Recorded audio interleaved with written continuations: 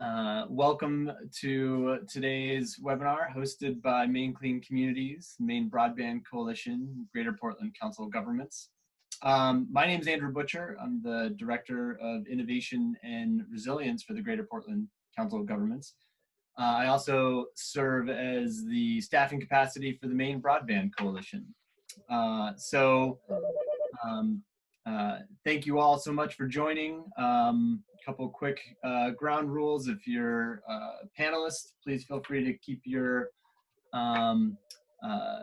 Zoom on mute until we come to you. If you're a participant, please also feel free to chat us questions. There's a Q&A option. We'll be answering questions through the course of today's webinar. And looking forward to what I think is going to be a very unique conversation, one that very much by design speaks to the intersection of digital infrastructure and clean fuel infrastructure in a first-of-a-kind conversation that we're having here. Quick shout out to you participants that are logging on. We've got a great showing from kind of all around Maine. Thanks so much for folks from Franklin County that are with us, for folks from Kennebec Valley Council of Governments, Revision Energy, Vetro Fiber Map is with us. I think we've even got some folks from New Hampshire, the state of New Hampshire, that are with us as well. So this is clearly a topic that speaks to folks from across multiple domains, and we're really excited to begin the conversation. I do want to just provide a little bit of context for today.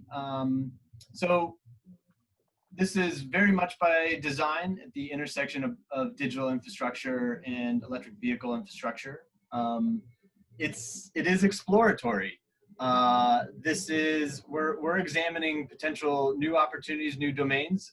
We may not know all the answers. It is intended to raise awareness. So whether you're coming to this conversation as a EV expert or as a broadband expert, this is an opportunity to increase knowledge and awareness in multiple domains. And you know, this is designed to create potential opportunities for new partnerships and collaborations, very much building from a program that we've developed at the Greater Portland Council of Governments, known as the Greater Portland Resilience Exchange, which is intended by design to identify needs and opportunities and facilitate an exchange of resources to increase regional resilience. So with some of that context in mind, I'm going to just briefly introduce our panelists and then hand to them to talk through their lens of expertise as it pertains to today's conversation. So we're going to start with Abby Brown, who is Transportation Project Leader at the National Renewable Energy Laboratory. Abby is coming to us from Colorado. She's 2 hours earlier with us. So Abby, thanks so much for joining us. It's a pleasure to have you here. Next, we're going to hear from Mark Aulette, who's the President and CEO of Axiom Technologies Wireless and Internet Business. Mark is a well-known national leader in community scale broadband and is one of the state leaders in deploying wireless technologies. So Mark, absolute pleasure to have you with us today. Also with us is Jennifer Brennan, Program Manager for Efficiency Maine and the Efficiency Maine's EV initiatives. Jennifer, thanks so much for joining us as a state expert on EV infrastructure. Also joining is Nancy Crowell, who's the Director of the Scarborough Public Library and who some may say is one of the greatest librarians in the history of Maine. So Nancy, thank you so much for joining us. So the way this is going to flow is Abby's going to give us a quick primer on EV tech. Mark's going to give us a quick primer on wireless and broadband implications. Jennifer's going to give us some insights as to how EVs infrastructure has been taking root throughout Maine recently and the role of Efficiency Maine. And then Nancy's going to give us a very focused use case study of where EV charging infrastructure and digital infrastructure are in alignment at a community anchor institution like the Scarborough Public Library. And from there, we're going to flow into Q&A, both among us as a panel and from you as participants. Sound good, panelists? Thumbs up. Wonderful.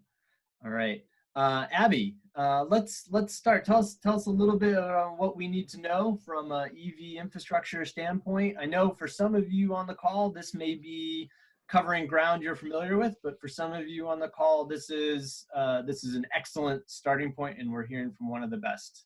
Thanks, Abby. Great. Right, so like Andrew mentioned, I'm Abby Brown. I'm from the National Renewable Energy Lab out here in Golden, and I am a transportation project leader here and an EV expert. So excited to be here.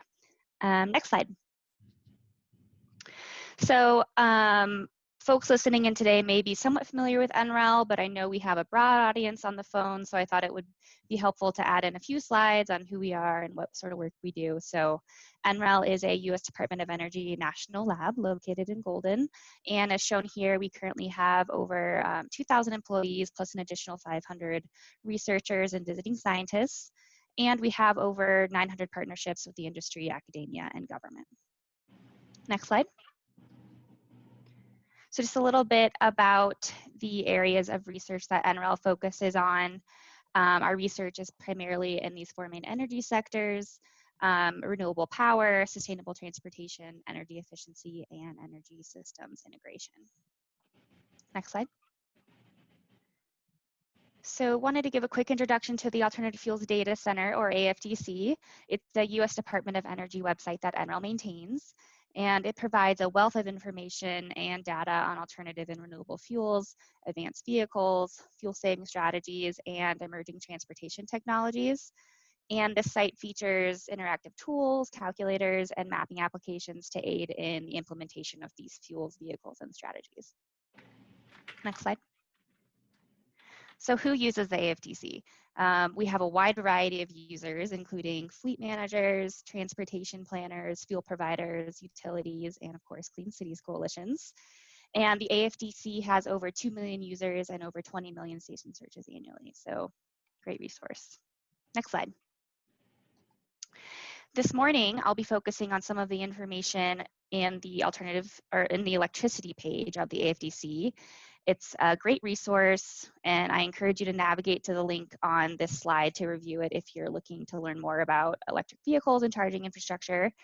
And it provides a wealth of information on electric vehicle benefits and considerations, such as emissions benefits of EVs, the types of electric drive vehicles, EV charging infrastructure development, such as charging levels and connector types, also information on procurement of electric vehicle charging infrastructure, and of course, information on federal, state, and local or utility incentives related to EVs and charging infrastructure. So today I'm going to focus on kind of vehicle types, charging infrastructure, and networking capabilities, of course. Next slide. So wanted to take a minute to explain in more detail the different types of plug-in electric vehicles, or PEVs. So note that the images on this slide are a little small, but you can see larger versions of them at the link on this page. They just sort of show the different parts of the vehicles. So starting with plug-in hybrid electric vehicles, or PHEVs, which is this image on the left. So plug-in hybrids are conventional vehicles with an engine that also have an electric motor and use energy stored in a battery. And PHEVs can drive on electricity alone for up to 15 to 60 miles, depending on the type of vehicle. And of course, once the battery is depleted, the vehicle switches over to using the engine and conventional vehicle fuel, such as gasoline. And you could charge a PHEV by plugging it into an external power source or EV charging infrastructure. And some examples here are the Toyota Prius Prime and the Kia Optima, both which have about 25 miles of all-electric range on them. So next, we'll talk about all-electric vehicles, or EVs, which is the image on the right. And as you might guess, all-electric vehicles run solely on electricity and do not have an engine. And the battery stores the electrical energy that powers the electric motor. So you can charge an EV the same way you charge a PHEV by plugging it into charging infrastructure.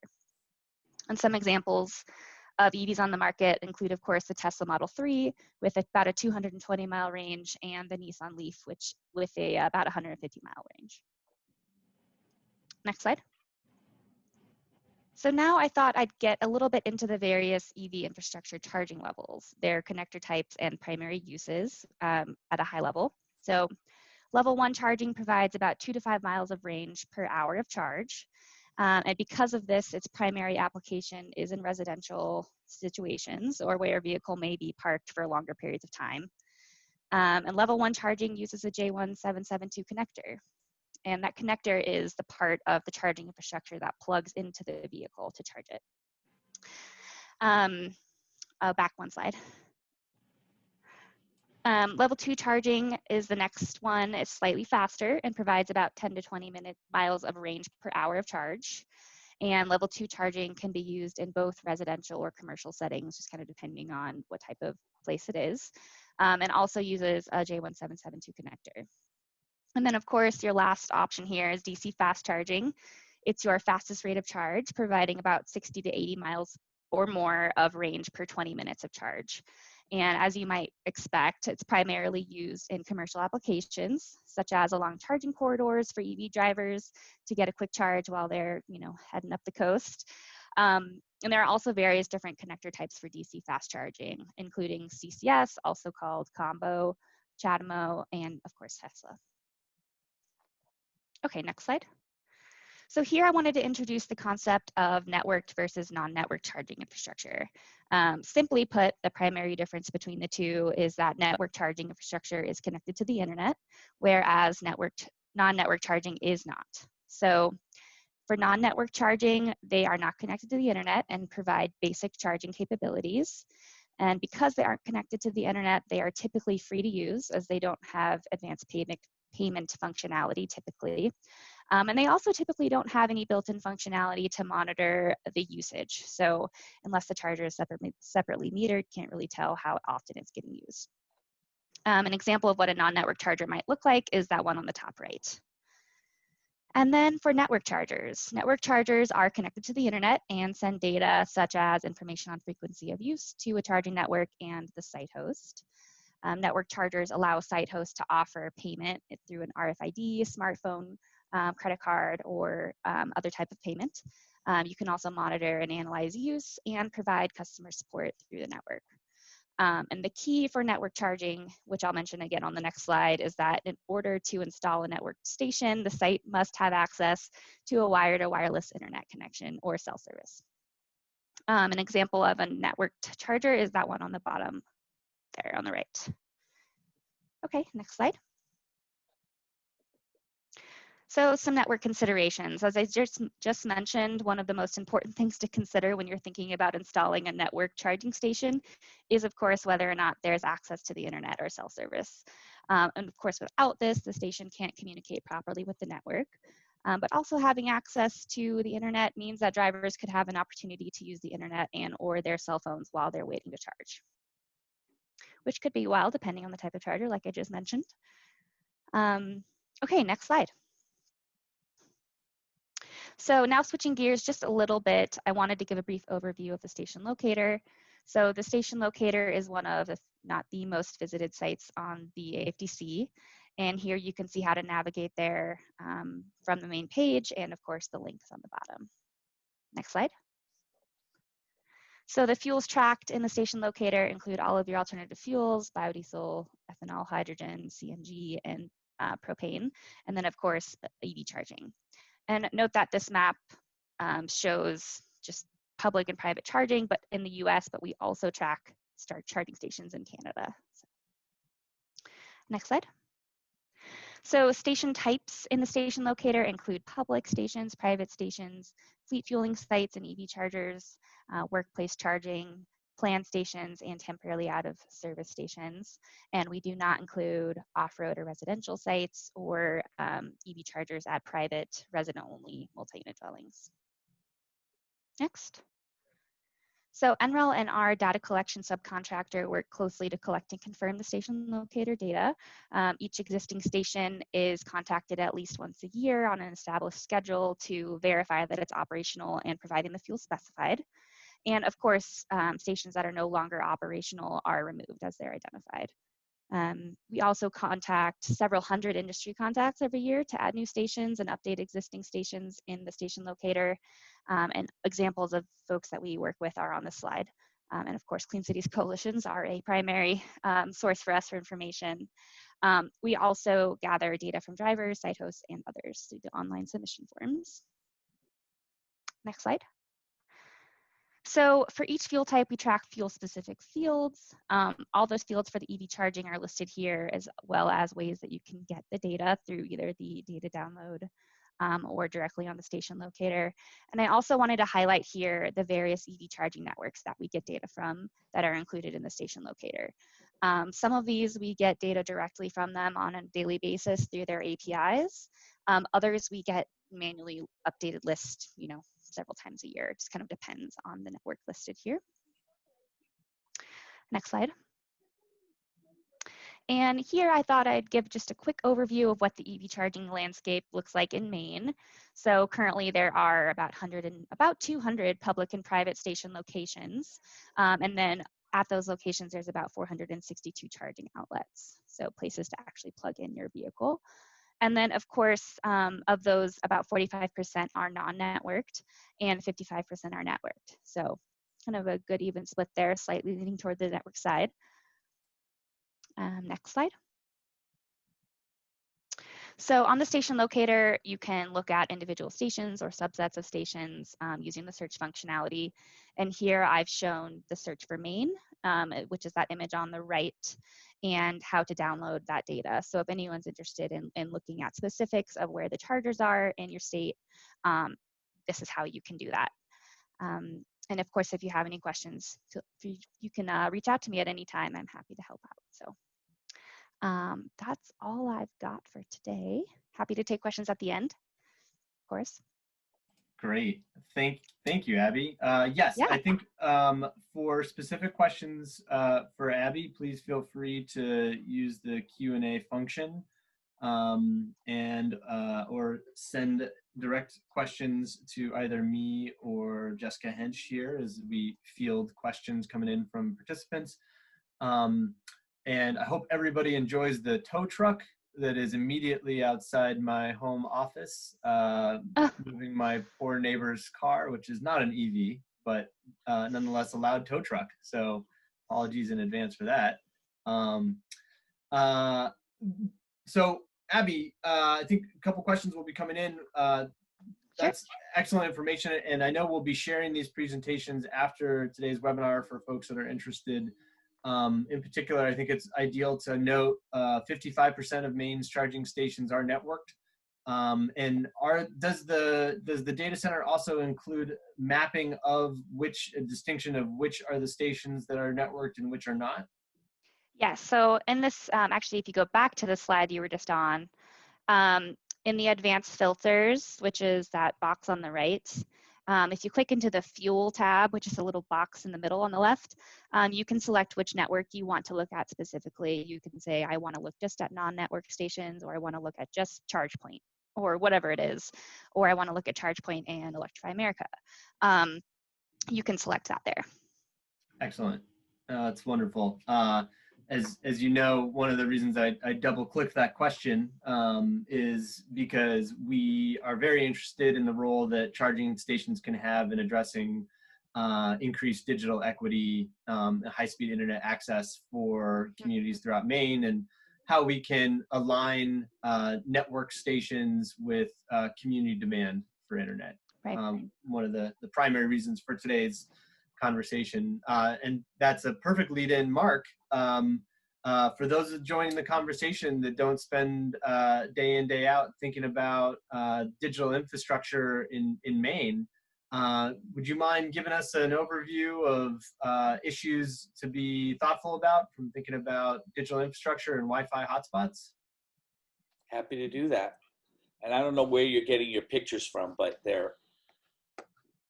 I should have sent you better pictures of myself, I think, than this. But anyway, happy to be here. I'm with Axiom. We're a really small internet service provider in rural Maine, based in Machias, Maine. And we've been putting up Wi-Fi hotspots for pretty regularly now for a couple of years, maybe 3 years. And the demand for these hotspots have increased, tenfold over the last couple of years, and certainly over the last few months as COVID-19 has really highlighted the need for more digital access, internet access for folks, and certainly in rural Maine, but also in more urban settings. So I thought what I do is just work through a few slides. If you could go to the next slide and just talk a little bit about sort of the practical, how this works kind of thing from our perspective, and how we do these installations. So just for everybody, this may be a little bit basic, but essentially a Wi-Fi hot zone has been around for a long time in major cities mostly. And we've started to put them in a lot of more rural environments where we find usage to be fairly significant once we install them. They're essentially a radio that's connected to some kind of internet connection wired with electricity, and that radio broadcasts a Wi-Fi signal for across, it could be directed directly to something, or it could be, omni. It could go in a circle around where the broadcast is coming from. So there's a lot of different ways from a technical standpoint that it works, typically, as I mentioned here, this is about, they typically go about 400 to 600 feet. Really, they're defined by the user experience is really dependent on their phone and not on the actual broadcast, because you have each of your smartphones certainly have a little bit of an antenna inside of it, and that's how you receive and send the signal from your phone. And so typically as you move away from the Wi-Fi hotspot to get further away, 600 or so feet, the user experience can degrade a little bit. You must have line of sight for Wi-Fi hotspots that we use. So wherever the broadcast is coming from, the building or wherever that radio is placed, your phone must be able to, quote, see that, and allow you to get that connection. It can work through glass. So, we're in downtown Waterville, and there's a lot of new glass buildings in downtown Waterville as the college has been building new buildings in the downtown. And on the first floor, there's a lot of, coffee shops, et cetera, that have glass. And you can get it through that glass, but it is not a penetrating technology. As I mentioned, it's directional. It can go 360 degrees, or it can be 90 degrees. You can set it for however you want it to work. And you must have internet, of course, to broadcast. We usually like about 30 megabits per second minimally on our hotspots. We'd like to get 50, but 30 can work pretty well. And electricity use is really, really minimal. I mean, it's really like a light bulb, frankly. It's not particularly, it's maybe a few dollars a month at most. So it's not particularly expensive from an electricity usage standpoint.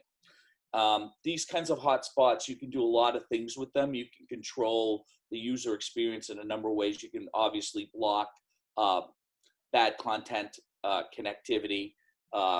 You can limit the amount of time that somebody's using the hotspot so they don't hog all of the data or for a period of time.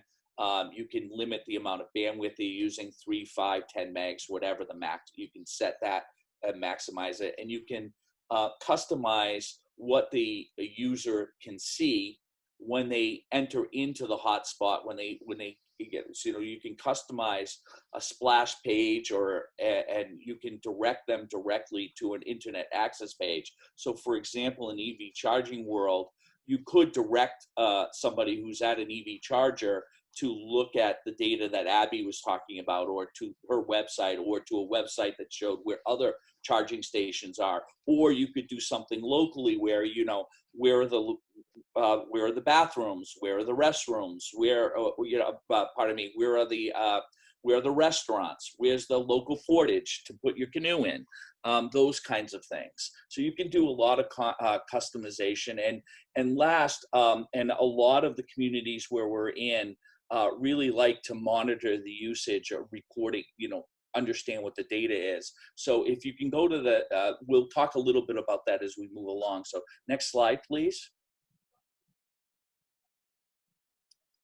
Thank you, Jessica. Anyway, so this is hard to see, so I apologize. I tried several different pictures here, but this is where my office is. And if you can read the axiom back and the axiom front if you squint and look really closely at it. So the front of our building, that parking lot across the street from our building is where the EV charger is. And on the back of the building, we also have a Wi-Fi hotspot, and it serves the larger, as you can see, parking area behind the building. So this is something around, I think, 500 feet in a circular direction of what these two hotspots would serve. So it gives you a sort of a visual of what kind of coverage these things can bring. They've been neither of these hotspots were put up by with a generous grant donation from Microsoft. Which we got about $12,000 just a few weeks ago in a very quick turnaround to install 5 or 6 hotspots in various areas across Maine. These don't have any signs up yet, so they're just there, and you'll be interested to know what the connectivity is. We're getting between 20 and 40 connections a day on these hotspots as soon as they got put up, and they really have, you have to find it. Nobody knows that they're there. They just find it on their phone. We're pretty certain that the charging station enhances the usage of the hotspot, and we're pretty excited that the hotspot, I think, is a good fit for an EV charging station, certainly one that is not networked. And the user experience from a wireless connection of the hotspot is usually quite a bit better than your cellular network. So it is it is an enhancement to a particular area that you're trying to serve. The other really good advantage for us is, from our perspective, is you can hook up any kind of device to it, right? A tablet, a computer, a phone. You don't have to just be using cellular data off your phone. My phone has a hotspot, and I could just throw my phone out the window now using cellular data to do anything. It is just really hard. The networks are really, really oversaturated and difficult to do data with. If you go to the next slide, I'll show you a little bit about what the connectivity looked like in each of these. Oh, good, you can actually see these. Good, when I put them in the slide, I wasn't sure. So this is interesting because you can see the difference. So the dotted line is the number of users on each of the hotspots. On the Water Street side, that is the data that is the Wi-Fi hotspot that faces and covers the EV charging station. And the Colonial Street side has many, many more parking spaces, but no EV charger. And you can see the difference in usage. It's pretty significant on the EV charging side. And in an area that does not have the same level of access as on the Colonial Street side, it's being used much more greatly over the first month of usage.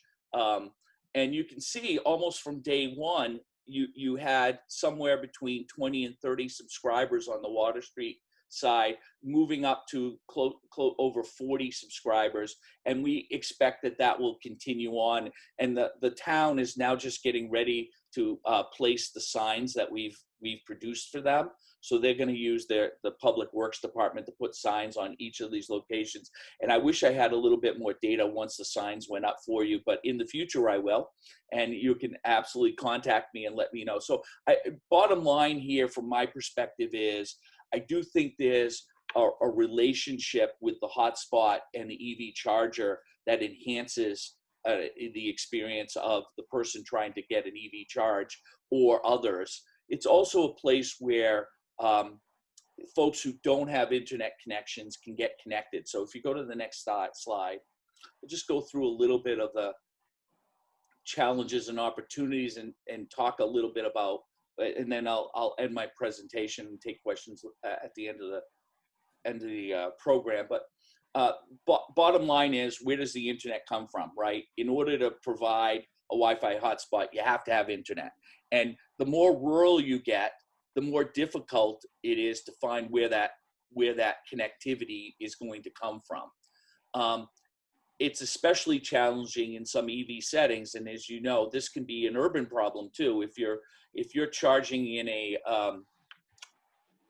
if your charging station is in a parking lot in downtown Portland, you know, you may have connectivity there, but you may not. And certainly from a Wi-Fi hotspot standpoint, there's a challenge of where that internet's going to come from. You're going to have to run wire. It's going to make it more challenging and expensive. It's not that it's not achievable technology-wise, it is.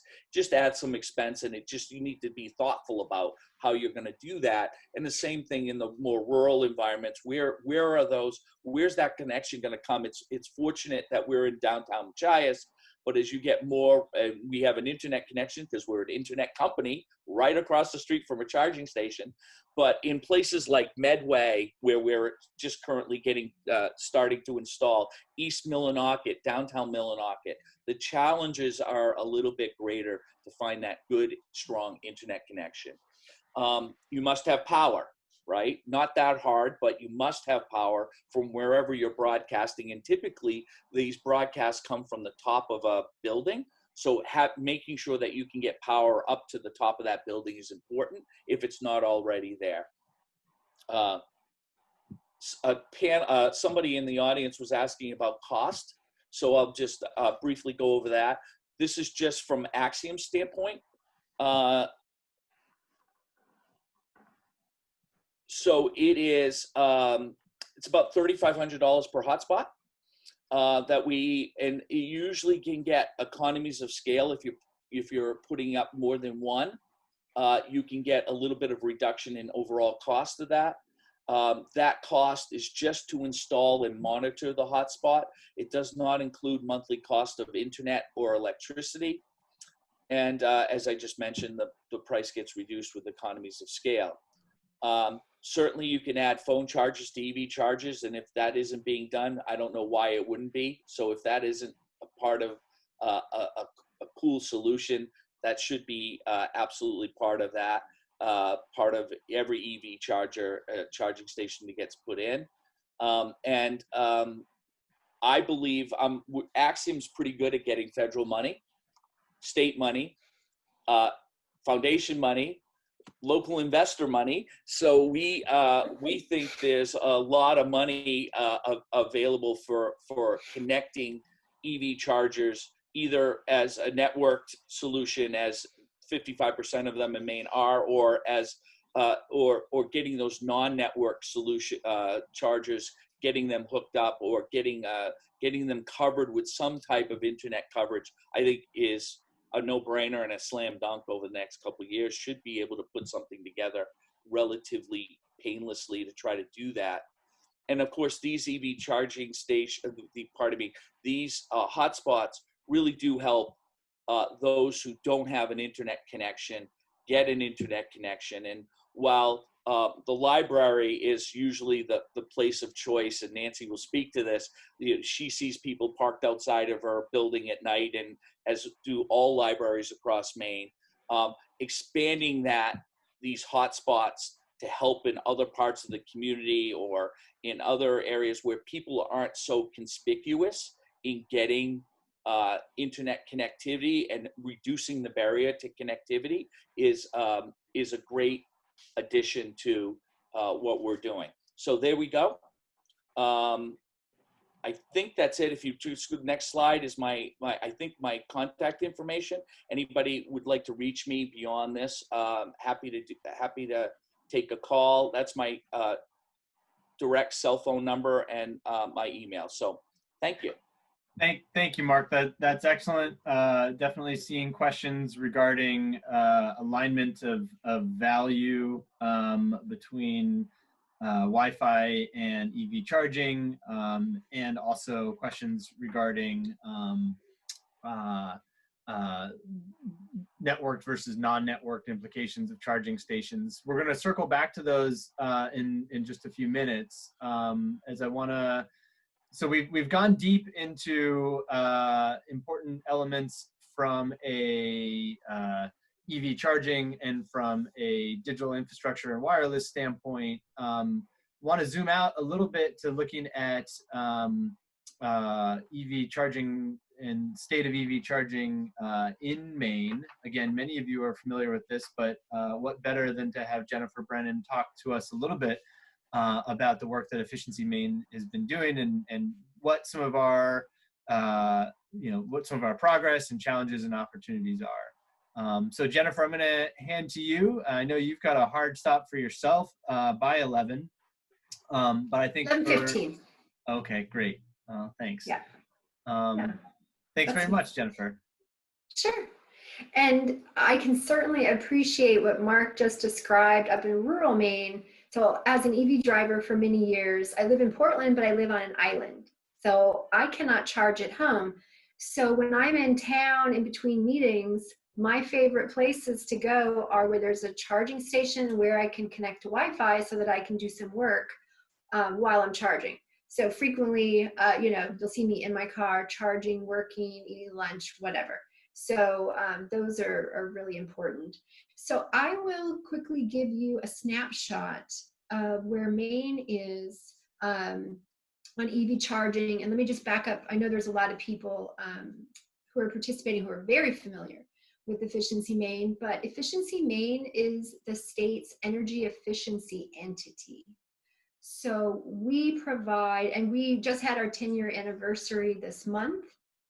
We provide incentives and rebates for energy efficient equipment. So we're the heat pump people. There's great rebates out there right now for heat pumps, commercial projects, equipment, fans, lighting, all of those things.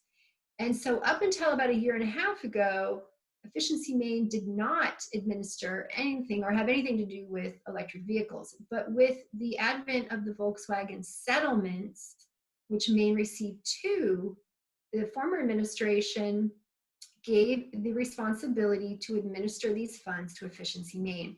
So we are currently administering 2 different programs. One was from a settlement to the Attorney General's office when the governor was AG of over $5 million for electric vehicle rebates. So if you're not familiar with that, I do suggest you go to our website at efficiencymaine.com. We have $2,000 and $1,000 instant rebates. We have almost 50 participating dealers signed up so that you can get your electric vehicle. The second program is our EV infrastructure program. The second Volkswagen settlement fund that went to the Department of Transportation, the state decided to allocate 15% of the overall on EV charging infrastructure. So we are currently administering $3.1 million of EV charging infrastructure. We have a 3-phase plan, and after I'm finished talking, I will add the link to our EVSE plan that's on our website if you're interested in seeing. Our phase 1 of that plan is a DC fast charging corridor with 7 separate host sites that include 2 DC fast charging units, a total of 4 plug connectors, and 2 level 2 chargers. We have 1 more location in North Windham to be installed before that corridor is complete. You may have seen some of these Kennebunk service plazas, north and south, West Gardner, Farmington, Jackman, and a few others. So that corridor is almost completed. We also have phase 2, which is focused on public level 2 chargers. And that phase focuses on individual grants to municipalities, private businesses, workplaces, pretty much anyone than a private, or residential site, to install either the network stations or non-network stations. So at this point, we have awarded approximately 30 different grants for public level 2 chargers. And when they're all installed, we'll have close to 100 plugs or connectors. And again, that's a combination of networked and non-networked. 5 plus projects have been installed so far, and the rest of them are in varying stages of development and should be done by the end of 2021. In addition to the Volkswagen settlement funds, we were recently awarded some additional funds from the PUC as a result of some legislation passed to do some pilot projects focused on public level 2 chargers. So we haven't released that RFP yet, but we will in the next 4 to 6 weeks. And then there will be additional funding for an additional 60 plugs that will also be going in. And for phase 2, these are statewide projects. We have already had installations in Calais, and we have Millbridge. So we're trying to focus throughout the state, although most of them are in southern Maine. So at the end, we're going to have close to 100 new public level 2 plugs installed. We have a phase 3 where we will be releasing an RFP late this summer or early fall for additional DC fast charging corridor that will focus on the area between Augusta and Bangor and on Route 1 from Ellsworth south to kind of fill in the gaps. Most likely we'll have enough funding for another 5 locations. So again, 2 DC fast chargers, 4 plugs, and level 2s as well. So connecting our work to the discussion today, ChargePoint is the vendor that we have currently for our phase 1. They're installing all of the 7 locations. So currently for the DC fast chargers and those level 2s at these sites, they're all using cellular connectivity. And they tell me that that is preferred at this point because it's more secure for payment information and that type of thing. Now, it'll be interesting to see in the future if that remains or not. I will mention we have another project that's actually through our innovation program that is a pilot focused on home charging, which will start in the next month or so. And we've paired, and I'm not administering the program, but we've paired up with NLX, and the program will offer a discounted juice bar home networked level 2 charger, and they'll have 2 groups of people who will participate in different charging behavior to evaluate impacts on the grid. Having said that, the point of mentioning that is that those home chargers will be Wi-Fi enabled. And many of the home chargers going in now, because of a price drop, for example, you can buy a ChargePoint or other brand networked home charger online for about $600. And installation is really not that expensive. So those are Wi-Fi enabled. And I mention that because most EV drivers, except for me, do more than 80% of their charging at home. So if we really want to make sure that people can charge their vehicles at home, Wi-Fi is going to be important. And so, of course, in southern Maine, that's pretty easy right now. But if you're in northern Maine or in a rural area, that could definitely impede your ability to charge at home. And if you can't charge at home, you're less likely to purchase and drive an EV. So I can see where that Wi-Fi connection there is going to be very important for home charging and to drive more EV adoption, which is what our goal is. And with the Governor's Climate Council, those recommendations, the top two priorities are increasing the EV rebate program to increase EV adoption, and also additional funding for EV charging. So that's just a quick snapshot. I will go in and add a link to our EVSC plan so you can see exactly where all the areas are. Of course, Abby just went through the AFDC locator, which is fabulous, and you can find all of our stations on that resource as well. And that's about all I have until questions. That's excellent. Definitely, I know there are questions regarding some of the residential pilot program that you spoke about. But that's what a wonderful overview, Jennifer. Thank you. Please, again, as a reminder, feel free to send questions via the Q&A. Apologies for the interruption from my 5-year-old who wanted to show me that he has, in fact, placed first prize in the scavenger hunt this morning. So I'm glad that everyone here can participate in that too. Nancy, it's a perfect time to turn to you as sort of an embodiment of a couple of the different technologies and services that we've been talking about, and welcome hearing from your standpoint how you all went about the scoping, planning, and development of your Wi-Fi enabled EV charging station at the Scarborough Public Library. Great, thank you so much. This is something that we're a little bit passionate about. Can you be a little bit passionate? We're passionate about this. The library, let me just give you a little background about what the modern library is. It's not a collection of materials, although that's certainly much of what we do. But we're also community conveners. We are people who are paying attention to what's going on in the world. We try to be good stewards, and the Scarborough Public Library certainly is positioned to do that. And when we positioned, in quotes, our library, we still call it the new library, although it's more than 30 years old. When we built the current location, we intentionally did it in a location that was convenient to the service centers of our town. So we are near small businesses, service enterprises. We are in the municipal campus, so we're near most of the school students. We are connected by a roadway now to our municipal building and our new public safety building and our municipal park. So my point is that we truly are in the heart of the community by intention. The library also is very conscious of its role in serving everyone. And so that means regardless of economic status or social status or any other marker that people might consider in terms of determining social categories. But the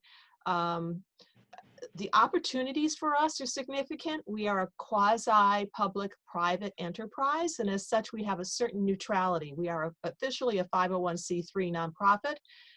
92% of our budget comes from municipal funding. But what that does is gives us a chance to respond to opportunities that might be a little more challenging than if we were strictly a town department.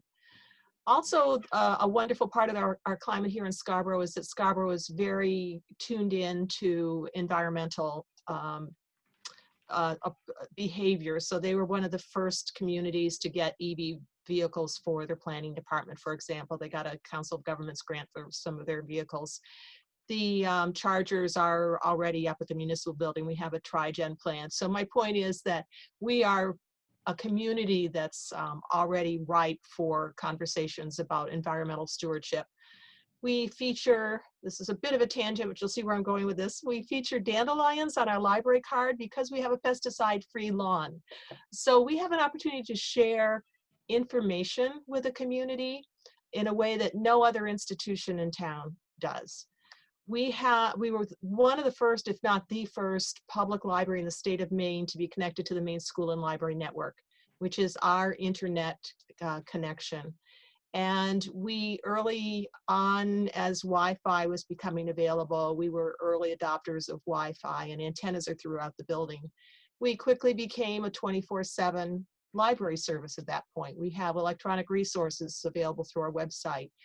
So we have the ability to serve literally the homeless that are parked in our parking lot overnight, as well as the Tesla owner who comes in to connect to a business resource. We're members of the Chamber of Commerce and our buy local community. We believe in the library supporting economic development. And so as we had all of those things churning in our mission, we recognized that wireless was being used 24/7 in our library. We made sure our antennas extended to our parking lot, and we then began to pay attention to transportation issues in our town, which are significant. We are 54 square miles. We are transected by the Turnpike, Route 1, 295 corridor on ramps. So we have a lot of people coming through Scarborough, not necessarily stopping in Scarborough, but coming through Scarborough. So one of the things that we believed we could help with was, how do we get people to dally, to stop in Scarborough just a bit for supporting our business community, encouraging people to stop and enjoy our natural habitat. We have a huge Scarborough Marsh, as you know, so tourism support. We were a natural location, and we recognized that electric vehicles were becoming more and more affordable, but range was still a huge issue at the point we were starting to discuss how do we support electric vehicles. We didn't have many chargers in our region. We had certainly the one up at Town Hall. South Portland was really one of the leaders in our immediate area, and they had some wonderful charging locations in that city. And being a South Portland resident, I quickly started getting charger envy and decided we had to do something about that. So we recognized the people who are charging their vehicles are sitting for long periods of time. And if they're not shopping, what else are they doing? Well, they might be using the library if we had an opportunity for them. And they certainly could use wireless if we had an opportunity for them. And they certainly could be using our electronic resources if we had an opportunity for them. So it all just dovetailed beautifully. And we recognized that that's the next thing we had to do. We had to get a charger. So things don't just stop with, let's do it. You have to start getting into the weeds. And what I have provided for you today is just some pictures of our charger. We have a 2 level 2 chargers underneath what we call the pergola. The pergola, in the center picture, you're seeing sort of the back of the pergola. And at the same time we were installing our electric vehicle chargers, we were installing solar panels on our roof with Revision Energy. And they assisted us in the design of the solar panels that would help support the electric vehicle chargers. And the important mission for us was, how do we make this happen without being an additional burden on the tax base? And we managed to do that by coming up with a budget and some wonderful in-kind support. It was about a $20,000 project. And you see in the center picture the pergola backing, but if you look off to the right just a bit, you'll see where the library is in relationship to that pergola. And the picture on your far right there is actually from the corner of our building, which is where our Wi-Fi antenna is located. And it shoots through, as Mark described, it shoots through a window and it reaches over to the charging station, which if you see in the distance is actually, it's got 2 vehicles hooked up to it right at that picture moment. And then the close-up on the left is our ribbon cutting for our EV launch day. We had, I mentioned the $20,000 budget. By promoting it as an economic development opportunity, as well as good stewardship for our environment, we were able to attract a variety of funders. We did try grants, but it became obvious to us with the size of the budget we were dealing with that we were going to have to diversify. And as we got the word out, it was really very rewarding in more than just a fiscal sense. The people who responded to the need for funding, we reached out to our insurance company. We reached out to our local community bank supporter. We had an individual from the community who heard about the project, whose daughter owned a car, who lived in Massachusetts but couldn't visit as often because she didn't have a place to charge. So that citizen donated a significant gift to us to help with that. Friends of the Scarborough Library made a contribution. Main Chevy dealers, Pape Chevrolet, contributed. We clearly went to our EV car dealers because they had an obvious interest in making sure there were places for people to charge. And then the town of Scarborough provided the Public Works Department to build this lovely shelter, or pergola, as we prefer to call it. And then we had a great in-kind donation from Revision Energy as well. So it was really a community project ultimately. And the bonus is that people can charge their car from wherever they're arriving from. They can comfortably sit for a long period of time using our wireless access. And the stories that we have to tell are really fun. We occasionally will run out and talk to people who are using the charger to find out who they are and why they're there. And I mentioned we clearly have tourists that are coming in with family members in the community who need to charge their car. During the pandemic, we saw people who were locked out of their office, including a newspaper photographer who spent multiple visits. He actually used our charger because he could not go into the office, but was still responsible to submit his photography for the daily publication. His job takes him all over the southern Maine area. So he would stop at our charger, recharge his car, work on his photographs, submit his photographs for the next daily edition. So those are the kinds of economic support systems that a system, the combination of the wireless and the charger certainly have. I think we're seeing more economic diversity as the car costs come down. Certainly we had huge economic diversity for just the wireless, but as more people are able to afford the cars, and we know there's a whole grouping of fleet cars that are getting into the marketplace now, so costs really are coming down. So I am happy to provide any more details, but the exciting piece is just that it really is a perfect, I wish I had said if you build it, they will come first, but I didn't. But it's a great line because in fact, if I were to turn my head for you, I look out and in fact, there are cars at our charger right now. The other bonus is since we put it in 2 years ago, 2 of our staff members have purchased electric cars. So in terms of supporting what's going on with your local economy, that's another bonus. So we are a trusted location. People feel very safe in our parking lot. The logistics of installing, this was mentioned earlier, the logistics of installing a charger or devices is a big part of our conversation. We had to, actually the largest part of was the electric line, getting it from across our parking lot. And we were fortunate to have, because we were involved in the original plan of the library, we had intentionally installed an empty conduit under our parking area. And we have a pole just to, on the right-hand picture, you'll notice that there's a power pole just to the right of the charger. And so we were able to take the power under the parking lot without trenching. We had considerations of snow removal. How do you make sure you get the big plows who are cruising through your parking lot in the dead of night? How do you find a spot for the charger that isn't an intrusion or interruption for their plowing route? We had to consider cords should not be draped over sidewalks. So there were safety issues. We have handicap parking closest to the building. We didn't want to take up handicap parking zones. So there were a lot of logistic considerations as you're working with a public building. So it's a very thoughtful process, not just a whiz bang, let's get that new toy. So I'll stop with that and welcome any questions.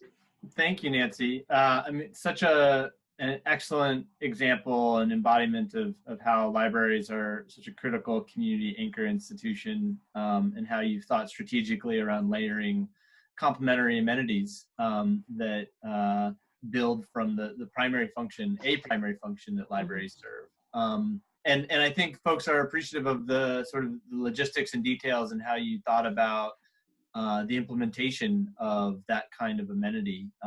Barry Woods has a question. If you would do it over again, would you keep the separate electrical outlet on the pedestal, on the pedestal, and has it worked out, or has it been abused in any way?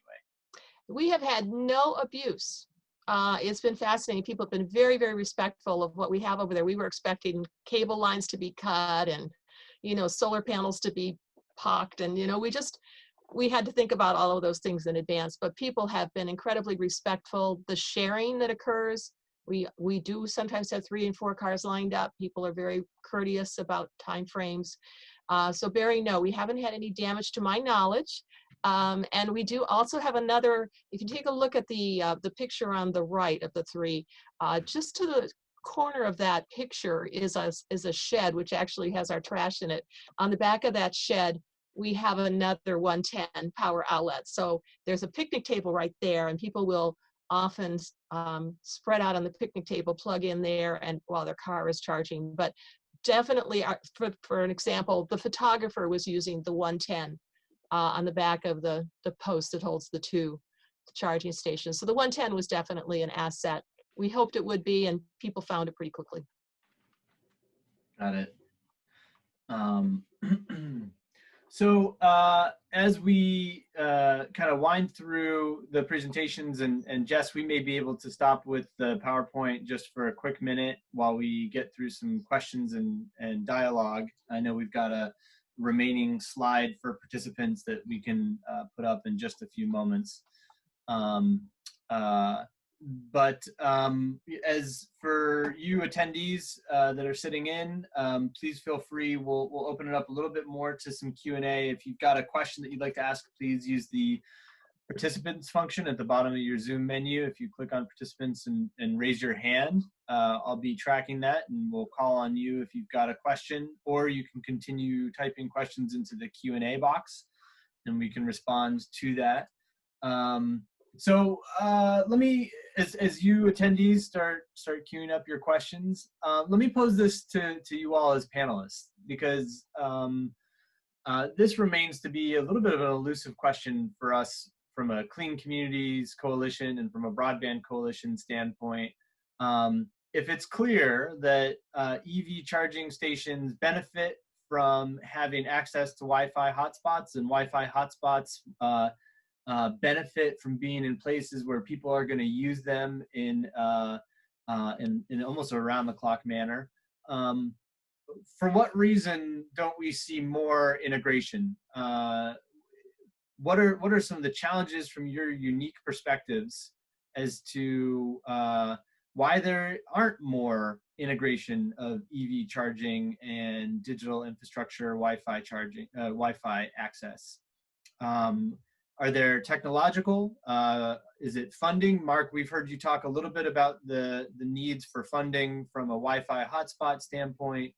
Nancy, we've heard you talk a little bit about some of the siting and scoping challenges. For what reason isn't there more integration? And Abby, do you see any trends around the country of where networks charging stations are actually serving as more of a Wi-Fi hotspot? So Abby, I'll start with you there if you're seeing anything from around the country, and then as far as the rest of you, just welcome a brief response as to what you see as some of the challenges of why there aren't more opportunities along these lines. Sure. The station locator, I think there was a question in the chat about if we track Wi-Fi hotspots, and currently we don't. So I can't really speak to how they might be associated with where network chargers are going in. But as far as network chargers across the country, it really kind of varies by region as far as, what types of networks are in which areas, where there's funding, where there's not, that sort of thing. So it really does vary across the country, but Mark might be better to speak to the actual Wi-Fi hotspots and what the implications are there. Sure. So I think there's a couple of really simple answers. One is we don't talk to each other. That's number one. Thank you, Andrew and Jen and all of you for putting this together. So I think that's one issue. Secondly, I think there's been a general excitement to get infrastructure in place without being as thoughtful as Nancy was describing in just getting, you know, for EV charging stations. I mean, as soon as they put one in across from my office in Machias, I was like, I can buy an EV vehicle now. I mean, before that happened, it was not going to happen, you know, until that infrastructure was put in place. So Jennifer and you nationally, Abby, and others pushing on this and getting those charging stations out there are just one piece of the puzzle of what needs to happen in order to accelerate this kind of activity. And so, you know, Wi-Fi becomes an afterthought when you're really pushing on that, and understandably so. I think this next point, the only other point I'll make is, I think there's generally, especially with, there's a generational gap in understanding how important internet is to people and how much it's utilized in everybody's daily lives. And I think when you're looking at downtown select boards in rural Maine or other rural places, they are consistently surprised about how many people are using a Wi-Fi hotspot. They have no understanding of why you would be using a Wi-Fi hotspot. They just don't understand, you know, what it is and why somebody would use their phone in the way they use their phone. They just don't even understand those. So I think that's been a little bit of a barrier also. And so one of the things that Wi-Fi hotspots do, and I think EV chargers do too, is bring that sort of cool connectivity, call it both connectivity, to a community. And those communities that embrace these kinds of technologies are viewed in a different way than those that don't. And as you move through the 21st century here, those communities that embrace this kind of stuff are going to do much better. They're gonna look and feel a lot better, and they're gonna feel. And I think Nancy really spoke to this. The vibrancy of the community really is enhanced by these kinds of connectivities, this kind of connection. Yeah. And I would add, so to step back in terms of barriers to just EV charging stations in Maine, is funding. So the reason there's a mix between networked and non-networked stations is because network stations are considerably more expensive. Anywhere between $4,000 and $7,000 a unit for, in most cases, 2 plugs, where a basic charger is about $600 to $700, and you don't need any connection to cellular or Wi-Fi. So in Maine, and you can see a lot of these at the town halls, and I used to work at GCOG on the Clean Cities program, why a lot of the town halls have basic chargers is because they are less expensive. And so when you're looking at limited funding, the upfront costs of those networked chargers, which do give you an incredible amount of data and point of sale capability and all these things, the amount of revenue that they would collect didn't really offset the additional upfront costs. So there's that. That's why in our phase 2 level 2 charger grant program, we give the option of either doing networked or non-networked stations. So I think there's a barrier just of the charging stations and then looking at Wi-Fi after that. That's a really good point, point, I do Jennifer. apologize. I have to leave in 5 minutes. So when I log off, thank you everyone. I appreciate it. Absolutely. Well, and Jennifer, thank you. As we'll take questions specifically for Jennifer as she only has a few minutes left. But also, thank you so much, Jennifer, for all you've done for Clean Communities and Clean Communities Coalition in Maine. My pleasure. Although I have to say, I tried to get some funding to Nancy years ago, and our funder wouldn't go for it. And I still don't understand that, but it looks like your project transformed into something bigger than what we had in mind originally anyway, so it was all for the best. Abby, it looked like you were chiming in a little bit as to what Jennifer was saying, and as you do so, also just curious as to what it would take, and Jennifer, you may be able to speak to this as well, is what it would take to add a Wi-Fi filter in locating EV chargers, either on AFDC or any other locator finder? Yep. So I was just agreeing with Jennifer's point about the incentives. I mean, incentives are huge as far as kind of making that first, like having the guts to make that initial leap into installing a network charger, any charger really. Just having that incentive is always helpful. And as far as a filter for Wi-Fi hotspots on the station locator, that's something that we'll certainly keep in mind for future improvements, especially if we start hearing from folks as we're calling stations that they do have Wi-Fi hotspots, and something that drivers might be looking for when they're looking for a place to charge. So that's something that we'll definitely keep in mind. And Mark, as we're talking about, well, I'm sorry, before I actually change gears a little bit, Jennifer, is there any, are there location finders or filters that you know of that are utilized in Maine that would identify or flag that as a criteria? Not that I know of. So on our website, we pretty much send people to AFDC and to PlugShare. I haven't seen any of that. I think as an EV, again, a person who can't charge at home, I have some places that I use. But again, like there's a certain hotel that I charge at and they have Wi-Fi, but it's not open to the public. So there's that as well. But I think it would be incredibly valuable to have that filter so that people know. Great. Well, thank you for that.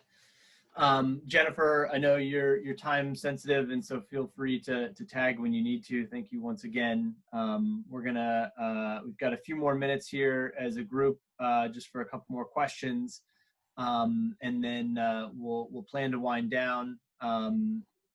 Also, just so folks see, and as stated here on the slide, we will be following up with registered attendees with a link to a very quick survey as to if you're interested in continuing participation in exploration of this opportunity. We're hearing that there's a need for more identification of where these types of locations are or could be. And we're also hearing a pretty good level of interest of, hey, there is alignment between this kind of clean fuel infrastructure and digital infrastructure that adds value to communities and community partnerships. And so, to that extent, if I could just drill into some of the financial model that we've spoken a little bit to, what we've heard is there's a clear cost, an increased cost for networked charging stations. There's also a clear cost at a lower level for adding Wi-Fi hotspots.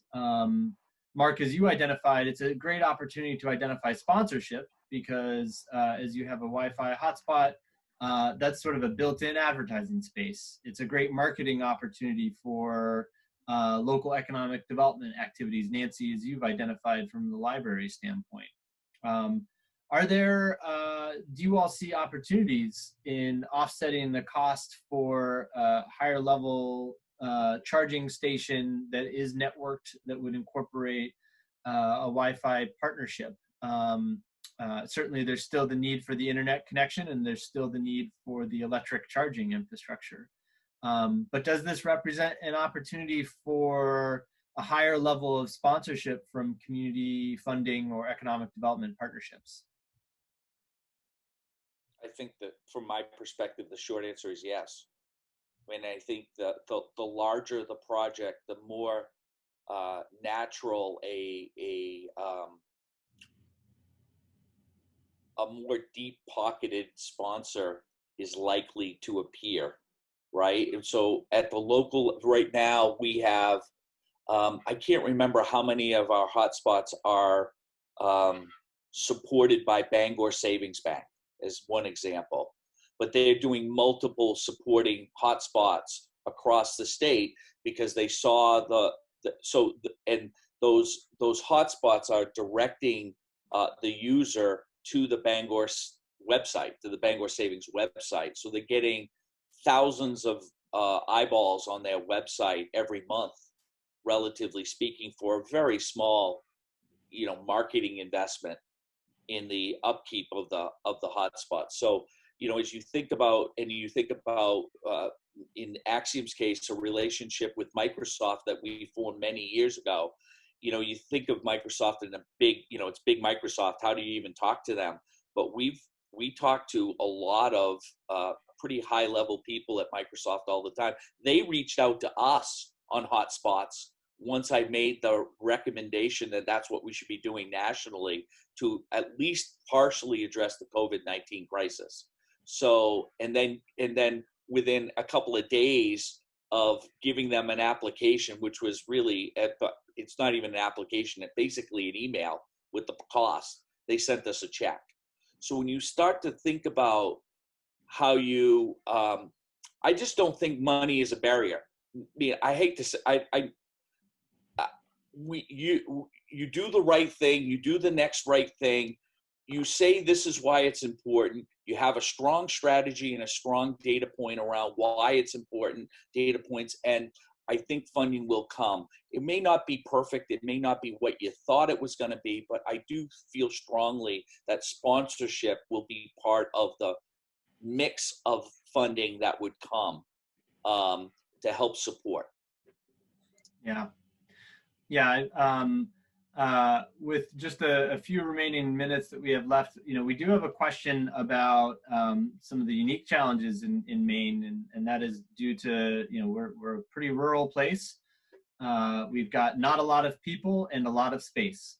So this presents both challenges from a planning and from a EV charging location and corridor planning standpoint. And of course, this presents a huge challenge from a internet connectivity standpoint. It's one of the reasons why so many households aren't well connected or connected at all in Maine. Close to 83,000 homes aren't connected in Maine. Obviously, commercial corridors is a different issue. But even many commercial corridors and many downtowns have a difficult internet connection challenge in Maine. And so, Abby, from your standpoint, I'm curious as to, any special considerations that you see nationally as far as how states are and communities are approaching rural charging infrastructure, and how that is an issue that is overcome, if at all. And Mark, from your standpoint, you all provide internet service to many rural households and communities. How does integration with charging infrastructure help address lack of digital connectivity in some of Maine's communities? Abby, I'll start with you. Sure. Yeah, so as far as rural infrastructure goes, it's really hard, like you said, when there's not connectivity. And so unfortunately, many times the site host will choose to go with a non-network charger because it doesn't need that connectivity. But if there was a Wi-Fi hotspot, that could be a reason that they might be able to go with a network charger if they were able to add that on. For example, at national parks, that's something that they've just been having to go with non-network chargers. And payment, through a keypad or at the, the gate when you come in, if that's an option. So. Well, Andrew, from my perspective, a couple things. First, I think one of the best things that everybody on this webinar should consider is voting yes on one. Because I think when you think about connectivity in rural Maine specifically, we all have an opportunity to vote for, a $15 million bond, which would probably bring somewhere between $45 and $60 million of new money for network connectivity across Maine.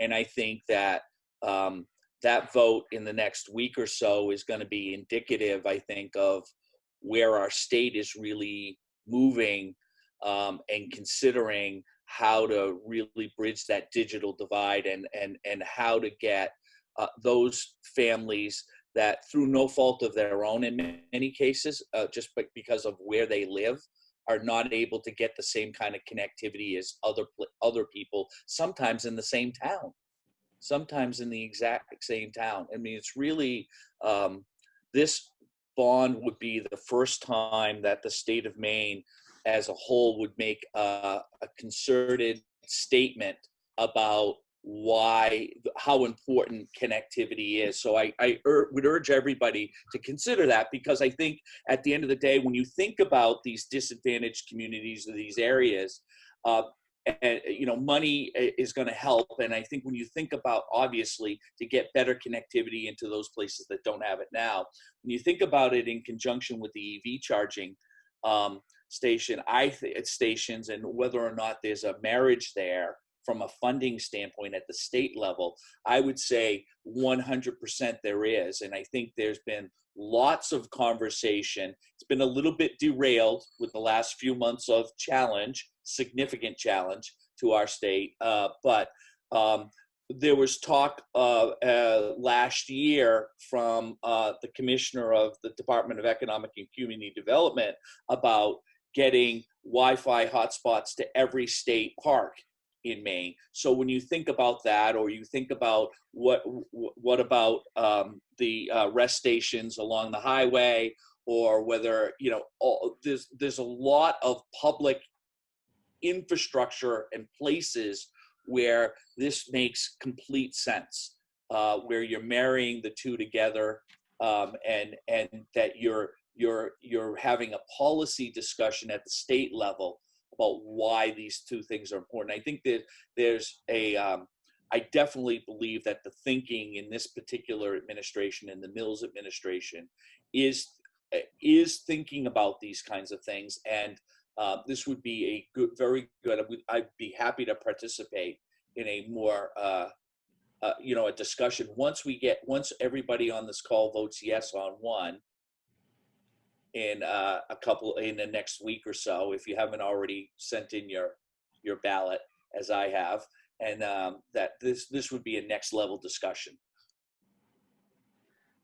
Thank you for that, Mark. And I think you framed it incredibly well as far as marrying public infrastructure and Wi-Fi and EV charging. And I think in many ways that's a conversation we hope to continue. And thank you for offering to be a part of that conversation.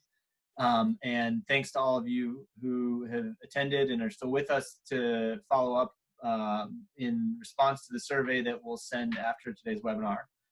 We're going to wind down here in just a quick minute. Nancy, it looked like you were getting ready to say something. I'm just a thumbs up on the question one. I just reflect on the fact that the Maine School and Library Network many years ago was an effort to support economic development throughout the entire state. That was why it was successful. That's why the legislature supported it. So that was, just think about it, just one node in every community, and how that has just been so important, particularly in COVID-19. You hear the stories about people parked in their library parking lots to conduct school days. Just imagine what we could do for our communities if that were a broader spectrum and not just one node in each small town. And the legislature supported it 20 years ago. It's just way past due for this to move on.